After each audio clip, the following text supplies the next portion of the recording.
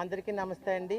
మేము ఈ సింహాచల్ నగర్లో 49 వార్డులో ఆడవాళ్ళు మగవాళ్ళతో పాటు మేము కూడా హైదరాబాద్లో నివసిస్తున్నామండి.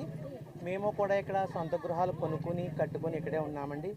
ఉన్నప్పటికీ కూడా ఇక్కడ చాలా ప్రాబ్లం ఫేస్ చేస్తున్నామండి. ఏంటంటే ఒక సెప్టిక్ ట్యాంక్ తవ్విద్దామంటే 3 అడుగుల్లోనే నీరు వచ్చేస్తుందండి. ఎందుకంటే ఇక్కడ 130-120 అడుగుల లోతులో నీరు ఉంది కాబట్టి, ఈ నీరు పక్కనే ఉంది కాబట్టి ఆ చెమ్మగిలిపోతుందండి. ఇంకా అత్తమాటు మా సెప్టిక్ ట్యాంకులు నిండిపోతూ ఉన్నాయి.